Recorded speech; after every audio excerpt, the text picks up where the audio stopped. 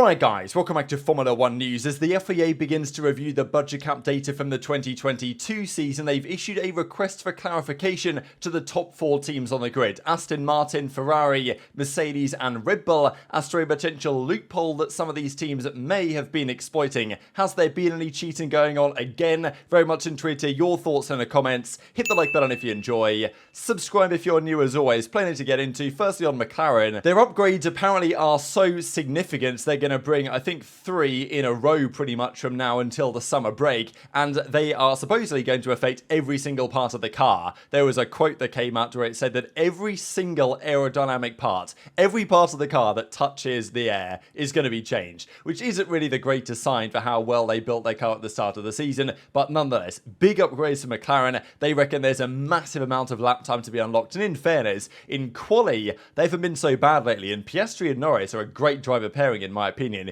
Piastri's been very good. Okay, not quite at Norris's level, but you wouldn't expect him to be. But of the rookies, Piastri to me has been considerably the most impressive. And if McLaren can improve, it'll make things exciting, right? Hopefully they can mix it up consistently on race day. They haven't got many points this season, but they have qualified, or, you know, they get to Q3 relatively often nowadays. And they reckon there are huge upgrades in the works. Must be said, of course, though, that other teams will also try and take steps forwards. We know that plenty of the other teams in that ballpark are trying to make big steps around this time of the year. We'll see what Red Bull bring, if anything, over the next couple of races. Mercedes, Ferrari, Aston Martin all bringing major changes. When we get to probably Silverstone is where we'll see a lot of this stuff. Alpine as well, they are having a tough time with Gasly actually, with Gasly now on his final power unit of the season. So there's 4 allowed this year now in terms of ICEs and the other things, because there's so many races nowadays, additional races, additional sprint races. They're allowing 4 engines rather than the usual 3.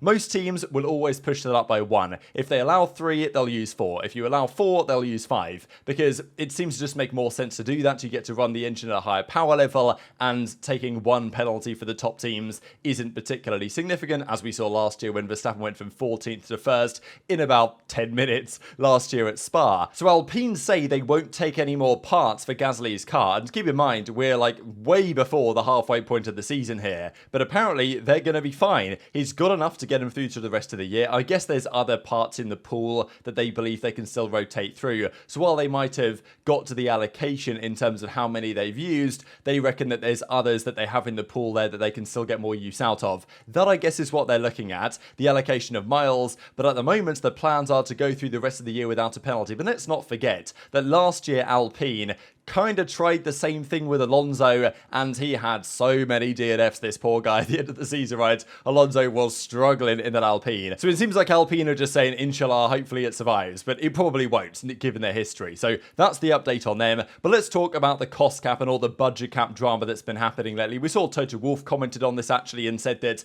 they've got plenty of money, Mercedes, under the budget cap that they're currently operating under, to develop this year's car as they are, and also change all the fundamental things they want to for next year's car. But last year it was a big talking point at the end of the season, the Red Bull budget cap breach. That was of course for the 2021 season, where they breached it by a couple of million. They had to pay a fine, they got the testing time penalty. We've talked of course that topic to death over the past year pretty much. Now it's coming around again, that time of year where the FIA is starting to look at the budget cap data. I'm sure they have been for some time, and try and figure out, is there any trickery going on? Because we know the teams are going to do any potential accounting trickery in the book. It was a big talking point last year with Red Bull. They thought the catering wasn't included or whatever. Turns out it was included. So, you know, of course they say, oh, well, we only overspent on catering. But other teams had to pay for catering as well. And therefore that potentially meant that Red Bull had more budget in the tank for other things, rather than the caviar that apparently they were serving at these Red Bull team lunches. So this time round, it's more so about, are teams doing any sort of financial trickery to include other benefits they bring to their Formula 1 team that aren't under the cap? We know there was the discussion with Adrian Newey at Red Bull, the fact that he's a contractor and therefore potentially he falls outside of the cost cap, and they can do some tricky things. All the teams will be trying to do something. Mercedes say they've got 46 people in a team working to ensure they're under the cost cap, and I'm sure that there's some good accountants in there trying to figure out what they can do. However, what we're talking about here is whether teams are using other parts of what they work on to bring bring data and information and innovation to Formula One that doesn't fall under the cap. So what it comes down to is that Red Bull, Mercedes, Ferrari and Aston have been issued a clarification for cost cap compliance, clamping down on the non-F1 activities loophole. This apparently came into effect alongside the TD45. Last year, you guys remember the technical directive came in for Spa. Big talking points, mainly around the flexi floor that was gone, also around the porpoising. Effectively, you had to limit your bouncing to a certain level, or the FIA would mandate you to raise your car for safety reasons. But kind of what came alongside that was also a clarification to the teams to better police this non-F1 activities. Many of the big teams, they do a lot, right? I mean, Mercedes, for example, and many of the other top car manufacturers such as Ferrari, they also make normal cars. They don't just design the Formula One car. So let's say there's a factory somewhere in South America, just by example, that's designing regular road cars for Mercedes, and they happen to discover something, maybe an innovation in the brakes or something, that might be of use to the Formula One team. If they were to let that information be known across, the different categories, then those potential developments would have to be counted under the budget cap to some degree, as is described here in the article. So design of boats, bicycles or road cars, there's a potential loophole having appeared whereby teams can transfer personnel to such projects where they would no longer be counted under the F1 budget cap, yet those learnings could potentially be used in the world of Formula One design. So what they're trying to ensure is that teams can't just send people off to do other things, and anything they discover that they might kind of still be working on things that have F1 relevance, but yet it's not going to be counted under the cap. Now, Alpine's boss Otmar, he's talked a lot about this, about teams potentially doing this, because for example, Mercedes and Red Bull are both involved in the America's Cup, where James Allison was working quite recently. That's boat design, right, for Ineos Britannia, and he's recently come in. And Red Bull also are very active in the world of bicycle design, and Ferrari and others also design regular cars. And Ferrari, of course, recently won the 24 Hour of Le Mans. So this is tricky, right? Because fundamentally, Formula One, to some respect, is used by these teams for this purpose, right? They use Formula One for innovation, for development that they can take elsewhere. But if there's development they find elsewhere that is potentially usable in Formula One, in whatever, boats, bicycles, road cars, fundamentally boats, aerodynamically, are actually not too dissimilar in many ways to what the teams are trying to do here in Formula One. So innovations, ideas and philosophies could well be transferable. How are you meant to police this in the first place? How do you go in as like an accounting auditing team and try and figure out, did James Allison design this or come up with this idea when he was working on boats? Did he transfer those ideas to the team? Like, how are you meant to police this? Sounds incredibly challenging, but would teams exploit a potential loophole like this? Maybe they would. And it's quite interesting they're issuing classifications to all of the top three teams that have been the top three teams for the last decade and a bit now, Ferrari, Mercedes, Red Bull, but also to Aston Martin, the other top contender of this season, and in fairness, the other one that actually did break the rules last year. Okay, it was just a procedural breach. They filled in a form wrong and someone got fired because of that,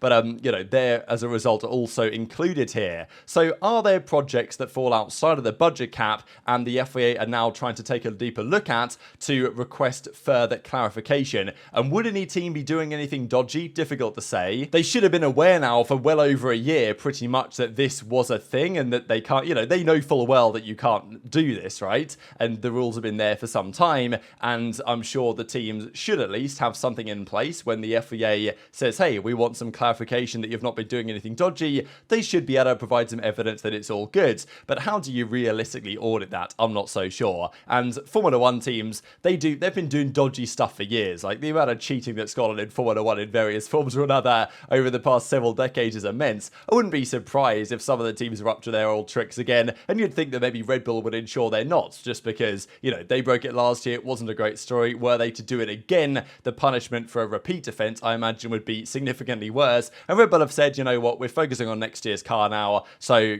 they, I guess, are reckoning that the budget cap isn't going to be too much of a concern for them this time around. But in fairness, right, this year, 2023, we're talking about last year's budget cap, 2022. So it's always a year delayed, and last year, by the time they'd spent a lot of their money for last year's car, it was only then when the revelations about 2021 were coming out. So maybe there is a risk that Red Bull are over last year, and if they were doing any dodgy accounting, then potentially they might certainly be over. Who knows? So it's going to be an interesting story here, but yeah, you can never stop, or you can never count out the possibility of Formula One teams trying to cheat their way to a championship. And if there's a new rule in place, they will try and find new ways around that rule. that's the way the sport has always worked, and the FIA are going to try and ensure that's not the case. Also, if I was Alpine or if I was McLaren or something, I'd be feeling a little bit miffed in some respects that it's these four teams that have been asked, right? Of course, Red Bull, Mercedes, Ferrari are going to get asked about this because they're the top teams, but Aston Martin getting thrown in there as well. It's like, if I'm Alpine, I'm like, hang on, you don't want my clarification? You don't think that I'm good enough, right? You don't think I've performed well enough to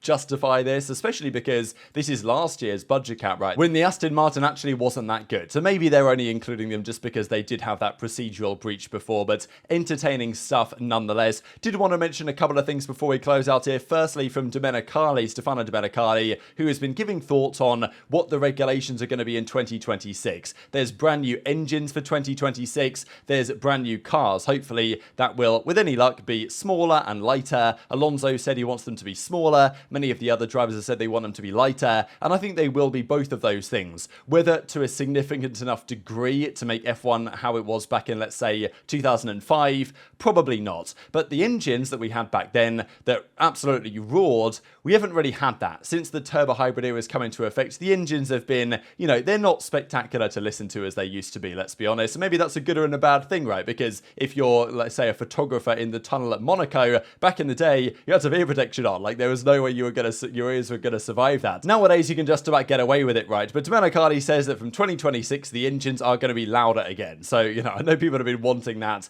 and apparently it is going to be happening. And just one final thing here on Mick Schumacher. It was confirmed officially that he's going to be driving his father Michael's W02 at the Goodwood Festival of Speed in the middle of July, which is pretty cool news. And also, Mercedes have given him a lot of credit, actually, and said that it's a super advantage having someone of Mick's caliber, mature, successful, experienced F1 driver supporting us in the sim, and it seems like his feedback is going a long way to how Mercedes are currently progressing. Is this a little bit from Toto Wolff to try and shop him around, to get him to try and go to Williams? That was the discussion, that maybe Mick for Logan Sargent is potentially on the table for next year. Doubt it's going to happen mid-season, but honestly, who knows at this point. So very much enjoyed to hear your thoughts in the comments. Hit the like button if you enjoyed. Subscribe if you're new. Take care, and I'll see you next time.